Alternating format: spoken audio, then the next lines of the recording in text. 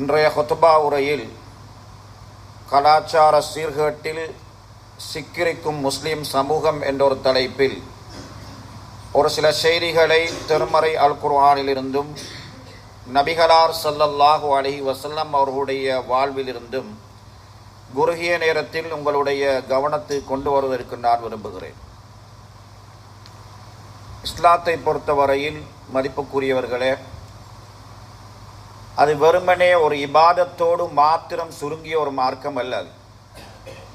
அது கொள்கை கோட்பாடுகள் அகீதாவை பற்றி பேசுகின்றது, இபாதத்துக்களை பற்றி அது பேசுகின்றது, முஆமலாத் என்று சொல்லக்கூடிய கொடுக்கல் வாங்கலை பற்றி பேசுகின்றது, ஜினாயாத் என்று சொல்லக்கூடிய குற்றவியல் சம்பந்தப்பட்ட அது தொடர்பான செய்திகளை ஆழமாக அது பேசுகின்றது.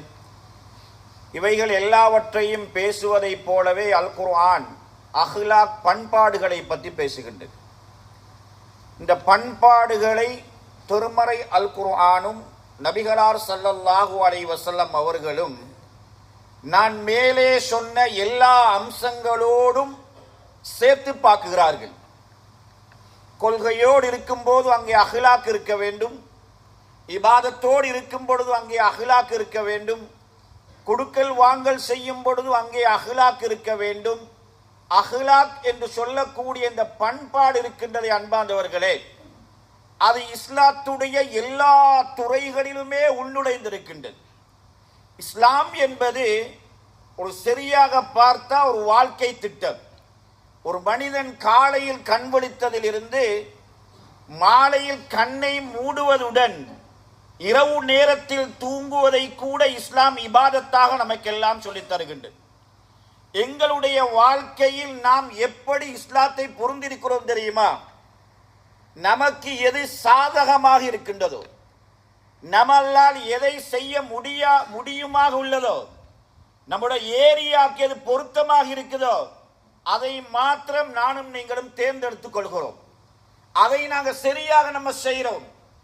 நமக்கு அது பிடிக்கலையா, மார்க்கத்தின் சில பகுதிகளை நம்முடைய குடும்பத்துக்கு அது பிடிக்கலையா, நம்முடைய ஊருக்கு அது பொருத்தமாக இல்லையா, அந்த மாதிரியான செய்திகளை நம்ம விட்டு அதை எடுத்து நடக்கிறதுல, அந்த விஷயங்களை வாழ்க்கையில கொண்டு வரத்துல நாம் ஒரு அசட்டையாக ஒரு கவனம் இல்லாமல் இந்த உலகத்திலே நானும் நீங்களும் வாழ்கிறோம். நபிகளார் ஸல்லல்லாஹு அலைஹி வஸல்லம் அவர்களை பற்றி அல்லாஹ் சொல்லும் பொழுது கான ஹுலுகுஹு அல் குர்ஆன், அவர் ஒரு நட்பண்பாளர், அவருடைய நற்குணம் முழுக்க முழுக்க குர்ஆனாகவே இருந்தது. அவர் ஒரு நடமாடும் குர்ஆனாக நபிகளார் ஸல்லல்லாஹு அலைஹி வஸல்லம் அவர்கள் இருந்தார்கள். அல்லாஹ் ஒரு மன்ஹஜை போட்டு வைத்திருக்கிறான் வாழ்க்கைக்கு. அந்த மன்ஹஜை யாரெல்லாம் சரியா எடுத்து நடக்கிறார்களோ இந்த உலகத்தில் லா ஹவுஃபுன், அவர்களுக்கு எந்த விதமான பயமும் இருக்காது, எந்த விதமான ஒரு கவலையும் இருக்காது. அல்லாஹ் போட்டு வைத்திருக்கக்கூடிய அந்த மன்ஹஜை, அந்த வாழ்க்கை திட்டத்தை எவர்களெல்லாம் உதாசீனப்படுத்துகிறார்களோ, அதை உதாசீனப்படுத்துவதற்கு பல்வேறுபட்ட காரணங்கள் இருக்கலாம். சில நேரங்கள் அது சோசியல் சமூகத்தில் சில காரணங்களால அல்லது சில நேரங்களில் நீங்கள் வியாபாரம் செய்வதனால் அந்த காரணங்களால், அல்லது சில நேரங்களில் உங்களுடைய குடும்பத்தில் ஏற்படக்கூடிய அசாதாரண சூழ்நிலைகளால் இறைவன் தன் அந்த மார்க்கத்துடைய சில பகுதிகளை, அந்த பண்பாட்டு பகுதிகளை எங்களால் எடுத்து நடக்க முடியாமல் போகும் பொழுது அந்த தனி மனிதன், அந்த குடும்பம், அந்த சமூகம், அந்த ஊர் சில நேரங்களில் முழு நாட்டுக்கு முன்னால தலைகுனிய வேண்டிய ஒரு நிலைக்கு தள்ளப்படுவார்கள். நாளை மறுமையிலும் அவர்கள் மிகப்பெரிய ஒரு நஷ்டவாதிகளாக இருப்பார்கள் என்பதாக அல்லாஹ் சுப்ஹானஹு வ தஆலா சொல்லி காட்டுகிறார். இந்த ஏராளமான இந்த பண்புகள், அந்த பண்புகள்ல எப்ப குறைபாடுகள் வருகின்றதோ அந்த கலாச்சாரங்களை, பண்பாடுகளை ஒவ்வொரு தனி மனிதனும் அவனுடைய வாழ்க்கையில் அவன் எடுத்து நடக்கணும். தனி மனிதனாக இருந்து அவன் ஒரு குடும்பமாக மாறுகிறான். குடும்பமாக மாறினால் குடும்பத்தில் மனைவி, குடும்பத்தில் மகள், குடும்பத்தில் மகன், அதே நேரத்தில் வாப்பா உம்மா, அது ஒரு குடும்பம். அந்த குடும்பம் பல குடும்பங்களாக மாறுகின்றது. நாங்க பார்க்கிறோம் சமுதாயத்தில் சில குடும்பங்களை எல்லாம் சிறந்த குடும்பமாக பேசுவார்கள், நல்ல குடும்பமாக பேசுவார்கள்.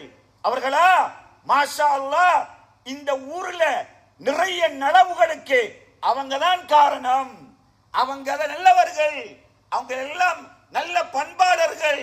ஆனால் அல்லாஹ் சுப்ஹானஹு வ தஆலா சில நேரங்கள்ல நல்ல குடும்பத்தை அந்த சமுதாயத்திலே மிக கெட்ட குடும்பமாக மாற்றிவிடக்கூடிய ஒரு காட்சியை நானும் நீங்களும் பார்க்கிறோம்.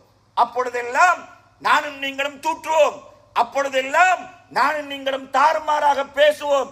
ஏன் பேசுவோம் தெரியுமா? ஏன் நாம் அப்படி நடப்போம் தெரியுமா? அவர்கள் மாத்திரம் கிடையாது, நாங்கள் எல்லோரும் சேர்ந்து என்ன செய்கிறோம் தெரியுமா? சமுதாயத்திலே கவனிக்கப்பட வேண்டிய பண்பாடுகளில் குறைபாடு வருகிற இடங்கள்ல எங்கெல்லாம் கலாச்சார சீர்கேடுகள் வருகின்றதோ, எங்கெல்லாம் மானக்கான செயல்பாடுகள் ஒவ்வொரு தனிநபரிடத்திலும், ஒவ்வொரு குடும்பத்திடத்திலும், ஒவ்வொரு சமுதாயத்திலும் அதை பற்றி பேசாமல், அதற்கெதிராக குரல் கொடுக்காமல், அதை அடட்டாமல் அந்த சமூகம் எல்லோரும் சேர்ந்து செய்யும் பொழுது அல்லாஹ் சுப்ஹானஹு வ தஆலா அந்த தனி மனிதனுடைய அந்தஸ்தை அப்படியே கீழுக்கு எடுத்துறான். ஒரு குடும்பமா அவனோட கௌரவத்தை அப்படியே கீழுக்கு எடுத்துறான். ஒரு ஊரா அப்பா அந்த ஊரா அங்க என்ற பொண்ணு எடுக்கவும் கூடாது, மாப்பிள்ளை எடுக்கவும் கூடாது, இந்த ஊரு என்று மக்கள் பேசக்கூடிய அளவுக்கு அல்லாஹ் சுப்ஹானஹு வ தஆலா ஒரு நிலைமை அப்படியே மாத்திடுவான். அது என்ன அன்பார்ந்தவர்களே? அதுதான் நம்மிடத்தில் கட்டாயம் நானும் நீங்களும் தெரிந்திருக்க வேண்டிய, எங்களுடைய தனிப்பட்ட வாழ்க்கையில் வர வேண்டிய, எங்களுடைய குடும்பத்தில் வர வேண்டிய, எங்களுடைய குடும்பத்தில் இருக்குதா இல்லையாண்டு அலசி பார்க்க வேண்டிய முக்கியமான சில விஷயங்கள். அதுல முக்கியமான ஒரு விஷயம் தான் அன்பார்ந்தவர்களே, மஹ்ரமி அஜ்னபி உறவு, ஆண் பெண்கள் உறவு. ஒரு ஆணுக்கும் பெண்ணுக்கும் இஸ்லாம் எப்படியான தொடர்புகளை வைத்திருக்கின்றது, அந்த உறவை இஸ்லாம் எப்படி சொல்லி காட்டிருக்கின்றது, அந்த உறவுக்குரிய வரையறைகள் என்ன, அந்த வரையறைகளை நாம் எப்படி புரிந்து கொள்ள வேண்டும்? ஒரு தனி மனிதனாக இருந்தா, குடும்பமாக இருந்தா, சமூகமாக இருந்தா, அந்த ஆண் பெண் உறவுல எந்த அளவுக்கு இஸ்லாம் நமக்கு சொல்லியிருக்கின்றதோ அந்த கட்டளைகள், அந்த கட்டுப்பாடுகள், அந்த ஏவல்கள் எல்லாம் நாளுக்கு நாள் அப்படியே அது கீழே அப்படியே போய்கொண்டே இருக்கின்றது. அதுக்கு பல காரணங்கள் இருக்கலாம், அதுக்கு பல காரணங்கள் இருக்கலாம். நான் பொதுவாக சில விஷயங்களோட கவனத்துக்கு நான் கொண்டு வருகிறேன். மஹ்ரமானவர்கள் என்றால் திருமணம் முடிப்பதற்கு நமக்கெல்லாம் ஹராமானவர்கள். அஜ்னபிகள் என்றால் சோட்டாக பார்த்தா நமக்கு திருமணம் முடிப்பதற்கு ஹலாலானவர்கள். இது இஸ்லாம் இந்த வரையறைகளை திருமறை அல் குர்ஆனிலே சூரத்து நூரிலே 31வது வசனத்திலே அல்லாஹ் பேசுகிறான். சூரத்து நூர் சாதாரண சூரா கிடையாது, ஒழுக்க மாண்புகளை பற்றி பேசக்கூடிய ஒரு சூரா. சூரத்து நூர் கலாச்சார சீர்கேடுகளை அலசி ஆராய்கின்ற ஒரு சூரா. சூரத்து நூர் மானக்கேடான விஷயங்களுக்கு சாவுமணி அடிக்கிற ஒரு சூரா. படிச்சு பார்க்கணும் அந்த சூறாவை. ஆரம்பத்தில் தொடங்கினத்தில் இருந்து கிட்டத்தட்ட 60 வசனங்களை கொண்ட அந்த சூரா அல்லாஹ் அந்த சூறாக்கு ஒளிந்து வைத்திருக்கிறான். ஏன் வைத்திருக்கிறான் தெரியுமா?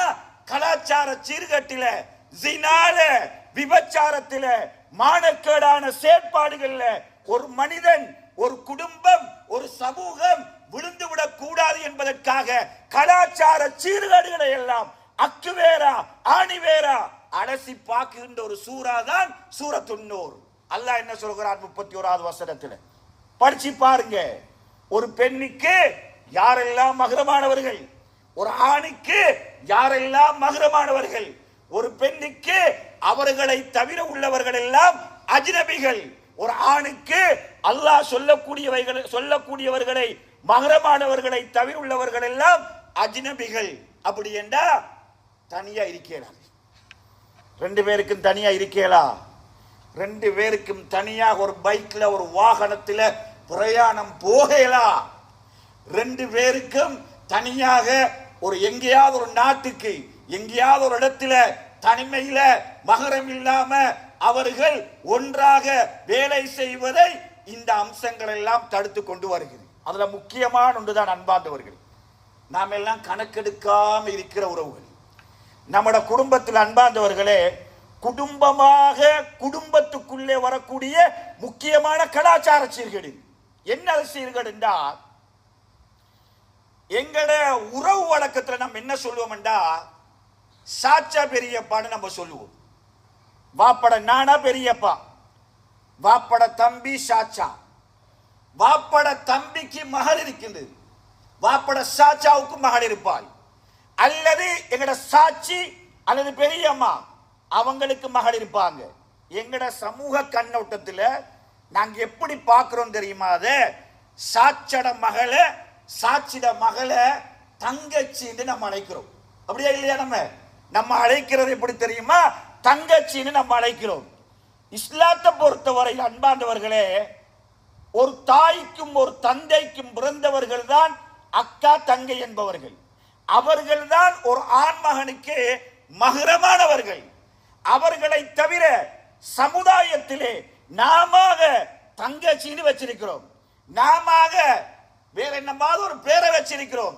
இவர்கள் ஒரு ஆண்மகனை பொறுத்தவரையில் தனியாக பிரயாணம் செய்யறது, சைக்கிள்ல கூட்டிட்டு போறது, பேங்குக்கு அழைச்சிட்டு போறது, ஸ்கூலுக்கு கூட்டிட்டு போறது, ஹாஸ்பிட்டலுக்கு அழைச்சிட்டு போறது, தனியாக ஒரு ரூம்ல சாட்சிட மகளோட தங்குறது, தனியாக ஒரு இடத்துக்கு ட்ரிப் போறது, இஸ்லாம் இவைகள் அனைத்தையும் தடை செய்து வைத்திருக்கின்றது. ஆனால் முஸ்லிம் சமூகம் அதை தன்னுடைய சொந்த தங்கச்சாக, சொந்த தாத்தாவாக பார்த்து நடக்கின்ற ஒரு காட்சியை நாம் எல்லாம் பார்க்கிறோம். இதனுடைய விளைவுகள் சமுதாயத்திலே ஏராளம் அன்பானவர்களே, சமுதாயத்திலே ஏராளம்.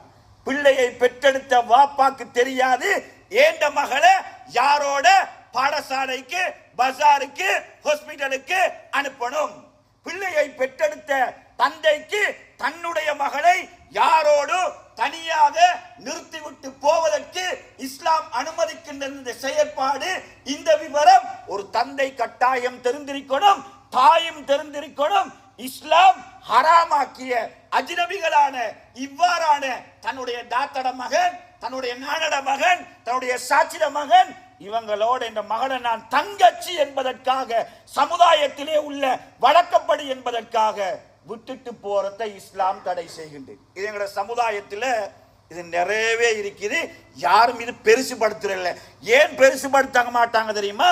குடும்பமாச்சே, குடும்பத்துக்குள்ள அப்படி என்னமா தப்பு நடக்குமா, நானும் நீங்களும் தப்பு நடக்குமா என்று கேட்கிறோம். அல்லாஹ் சொல்கிறான் தப்பு நடக்கும் என்பதாக. அல்லாஹ் சொல்கிறான் தப்பு நடக்கிறதுக்கு வாய்ப்பு இருக்குது.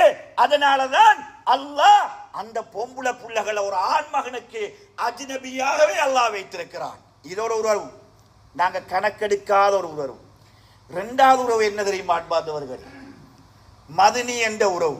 நான் திருமணம் முடிச்சு ஒரு வீட்டுக்கு போயிட்டா, அங்க என்னுடைய மனைவியுடைய சகோதரி என்பவள் எனக்கு மகரம் கிடையாது, அவள் ஒரு அஜ்னபி.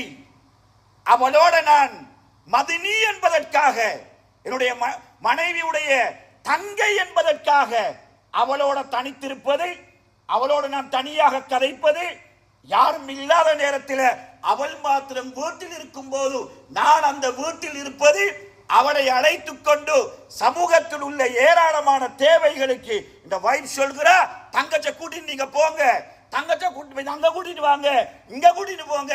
இந்த மனைவி சொல்கிறா. மனைவிக்கு கணவன் மீத அபராத மிகப்பெரிய ஒரு நம்பிக்கை இருக்குது. ஆனா ரப்புல் ஆலமீனுக்கு நம்பிக்கை இல்லை.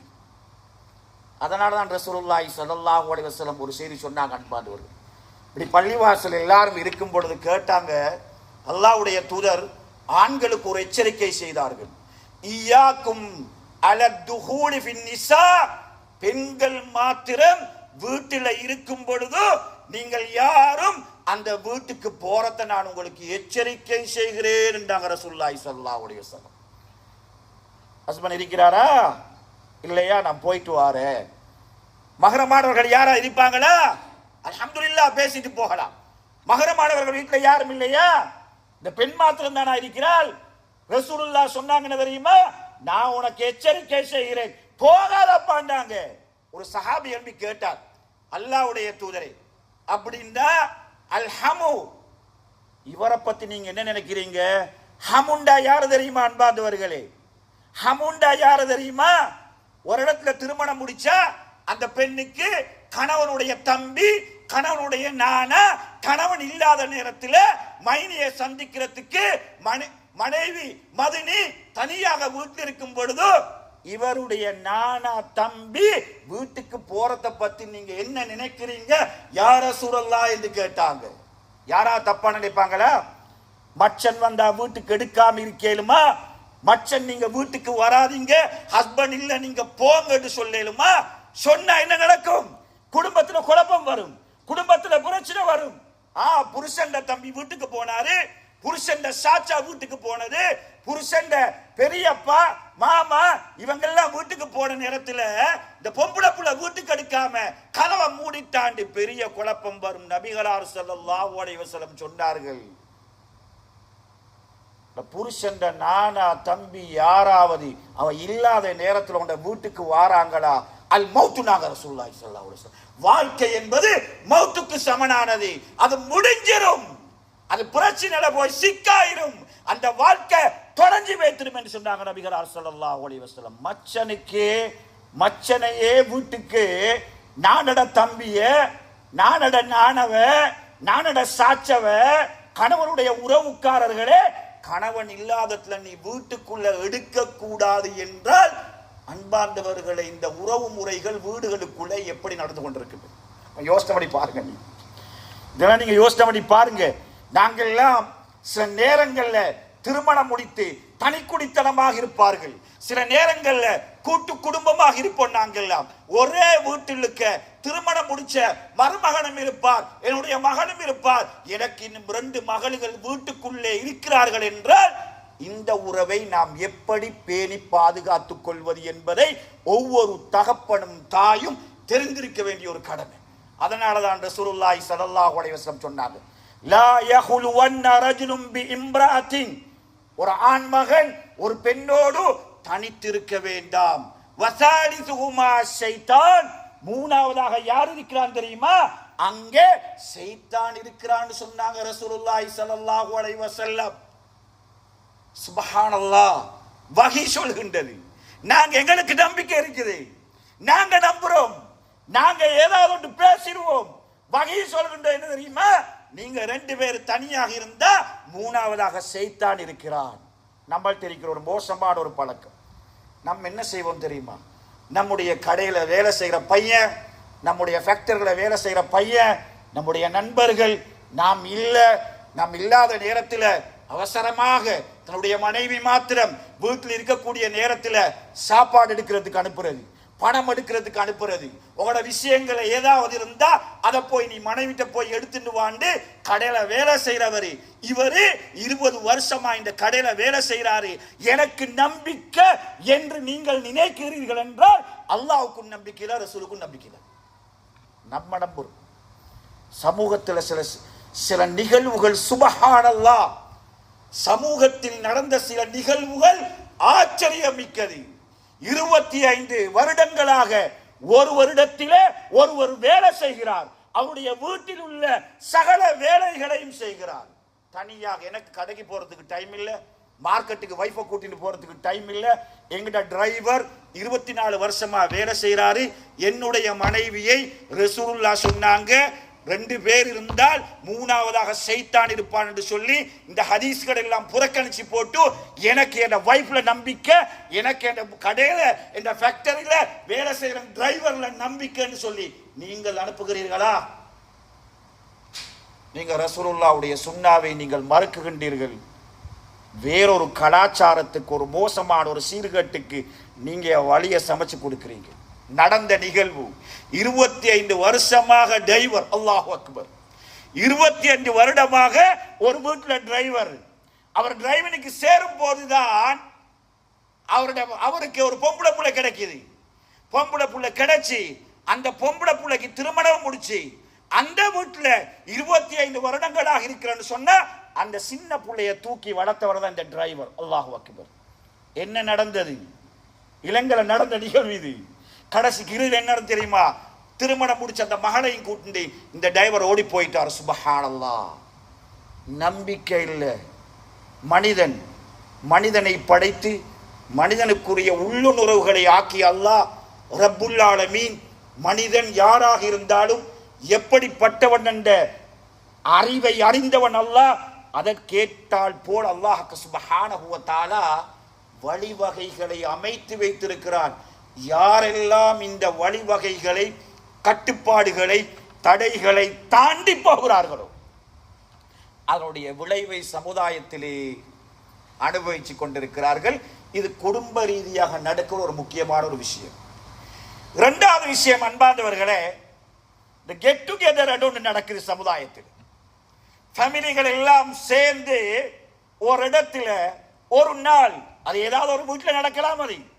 அது சில இடங்கள் என்ன செய்வாங்க, ஹோட்டலே புக் பண்ணிடுவாங்க கெட் டுகெதருக்கு.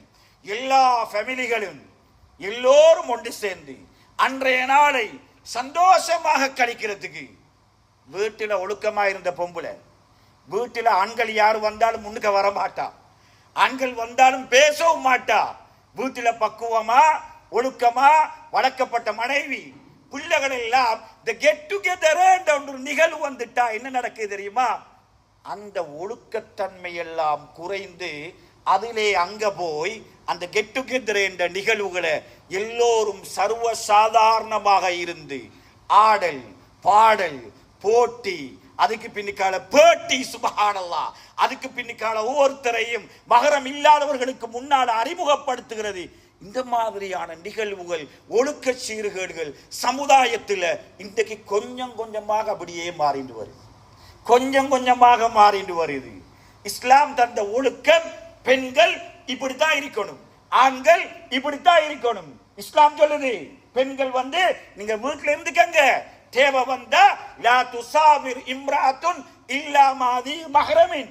ஒரு பெண்ணை பொறுத்தவரையில் மஹ்ரம் இல்லாமல் அவள் பிரயாணம் செய்ய மாட்டாள், தனியா போக மாட்டாள் என்பதாக ரசூலுல்லாஹி ஸல்லல்லாஹு அலைஹி வஸல்லம் சொல்லியிருக்கிறார்கள். என்றால் இந்த மாதிரியான ஒன்று கூடல்கள் நடக்கும் பொழுது இது குடும்ப உறுப்பினர்கள். இதை தாண்டி நீங்கள் பார்க்கலாம், நண்பர்களாக இருந்தால் நண்பர்கள் ஒரு கெட் டுகெதர் வைப்பாங்க.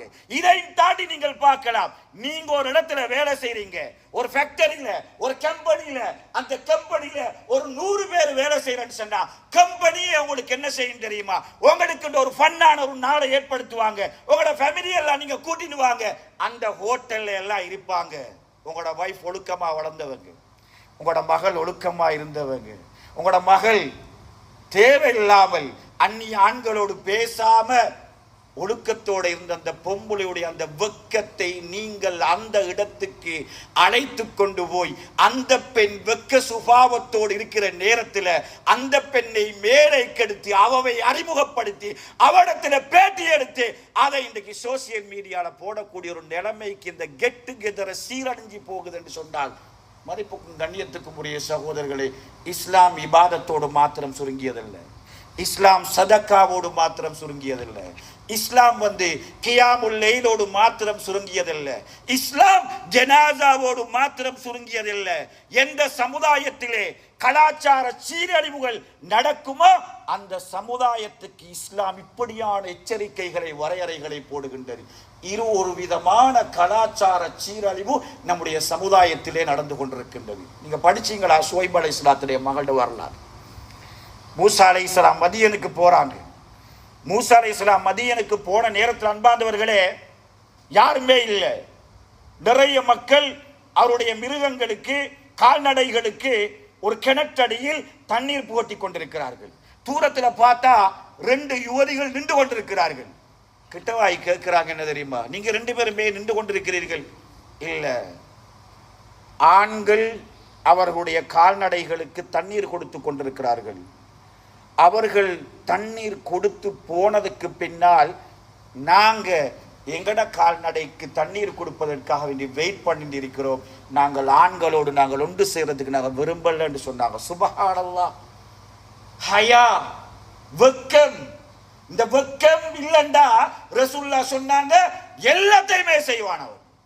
வெக்கம் பெண்களை பொறுத்த வரையில இஸ்லாத்தில அதிகமாகவே இருக்கின்றது. அல்லாஹ்வுடைய தூதர் எப்படி வெக்கப்பட்டார்கள்? ரசூலுல்லாஹி ஸல்லல்லாஹு அலைஹி வஸல்லம் அவர்களை பத்தி சொன்னாங்க, ரசூலுல்லாஹ் எந்த பெண்மணியுடைய கையை பிடிச்சும் பையச் செஞ்சது கிடையாது. அல்லாஹ்வுடைய தூதர் அவர் எப்படி தெரியுமா, ஒரு பொம்பளை புள்ள, ஒரு யுவதி வெக்கப்பட்டு வீட்டுல இருக்கக்கூடிய ஒரு பொம்பளை புள்ளைய மாதிரியே ரசூலுல்லாஹி ஸல்லல்லாஹு அலைஹி வஸல்லம் அவங்க இருப்பாங்க. ஆனா நம்முடைய சமுதாயத்தில் வீட்டுக்குள்ள எல்லாரும் நல்ல அல்ஹம்துலில்லாஹ் ஈமானிய சூழல், தக்வா, இறையச்சம், கராத்துல் குர்ஆன், கியாமுல் லைல், சதகா வந்தாலும் யாரும் எட்டி பார்க்கறதுக்கும் வாரதில்லை. கதவை தட்டினாங்கெல்லாம் வீழ வரணும்.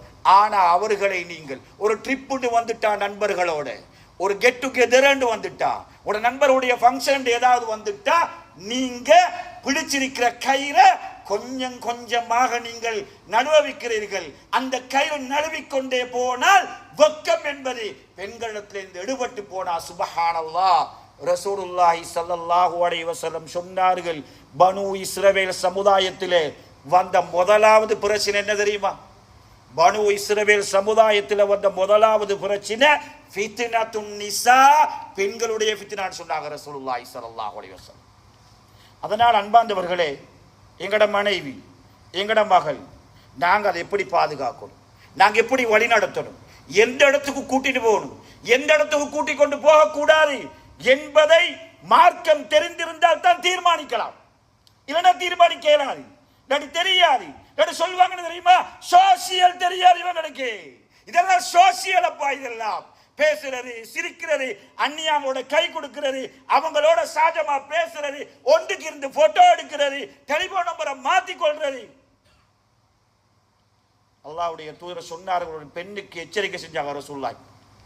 ஒரு பெண்ணுக்கு ரசூலுல்லாஹ் எச்சரிக்கை செய்தாங்க, எந்த பெண்ணாவது தன்னுடைய கணவனுக்கு இன்னொரு பெண்ணை ஹப்பப அவளை பத்தி இவனுக்கு ஒரு பொம்புல அழகுபடுத்தி சொல்றான், ட்ரெஸ்ஸை பார்த்தீங்களா, ஷூவை பார்த்தீங்களா, உங்களுடைய சேனை பார்த்தீங்களா என்று யாராவது எந்த பெண்ணாவது சொன்னால் அவள் என்னை சார்ந்தவர் அல்ல என்பதாக நபிகளார் ஸல்லல்லாஹு அலைஹி வஸல்லம் சொன்னார்.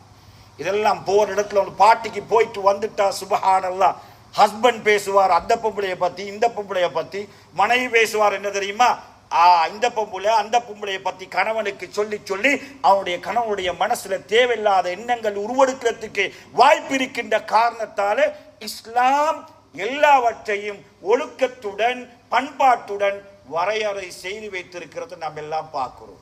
மூசா அலைஹிஸ்ஸலாத்துடைய அந்த ஷுவைப் அலைஹிஸ்ஸலாத்துடைய மகள் நேர காலத்தோட மூசா அலைஹிஸ்ஸலாம் தண்ணி வாங்கி கொடுக்குறாங்க, நேர காலத்தோட வீட்டுக்கு போறாங்க. போன உடனே ஷுவைப் அலைஹிஸ்ஸலாம் கேட்கிறாங்க மகள்கிட்ட, என்ன மகள், வளமைக்கு மாற்றமாக நீங்க தண்ணியை நேரத்தோட கொடுத்துட்டு கால்நடைகளை நீங்க எடுத்துக்கொண்டு வந்துட்டீங்களே. இல்லவாப்பா,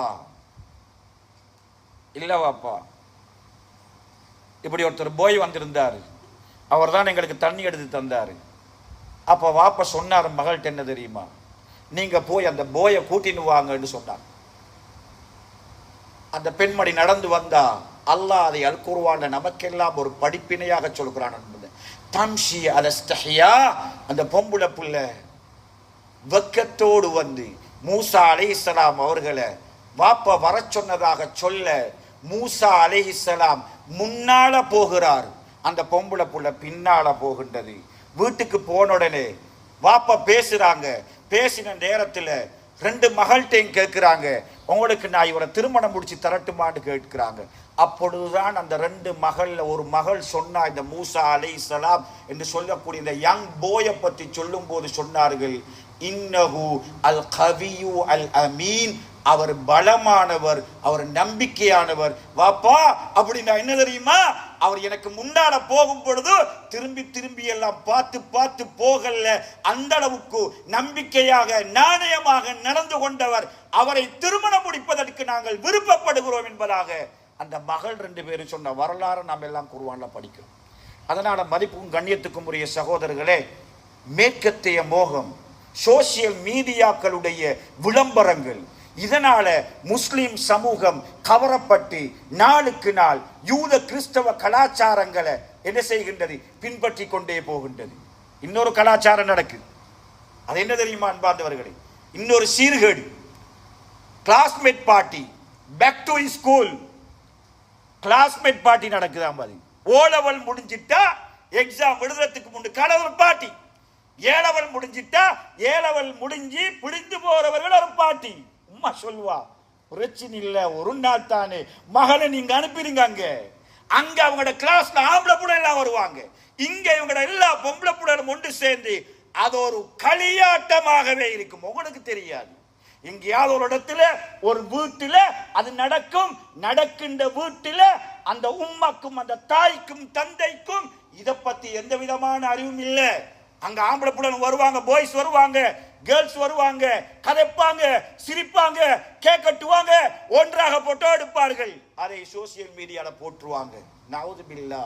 நபிகளார் ஸல்லல்லாஹு அலைஹி வஸல்லம் சொன்னார்கள், வீட்டுகள்ல நீங்க இடம் குடிக்கிறீங்களா? இந்த மாதிரி வீட்டுகள்ல, இந்த மாதிரி வீட்டுகள்ல நடக்கும் பொழுதெல்லாம் ஒரு தந்தைக்கு இதை பற்றிய ஒரு சிந்தனை, இதை பற்றிய ஒரு அலர்ட், இதை பற்றி ஒரு ஏதாவது ஒன்றும் ஒரு தந்தை இதை பற்றி எந்த சிந்தனையும் இல்லாமல், கவலை இல்லாமல், இதை பற்றி கோபம் இல்லாமல் இருக்கிறார்களா? நபிகளார் ஸல்லல்லாஹு அலைஹி வஸல்லம் சொன்னார்கள், நாளை மறுமையிலே அல்லாஹ் 3 பேருடன் பேச மாட்டான், பார்க்க மாட்டான், தூய்மைப்படுத்தி வைக்கவும் மாட்டான். அதுல ஒரு ஆள் யாரு தெரியுமா? அத்துயூஸ் அல்ல அத்தையூஸ். யாரு தெரியுமா? அவன் மானம் கெட்டவன்டாங்க ரசூலுல்லாஹ். மானம் கெட்டவன்.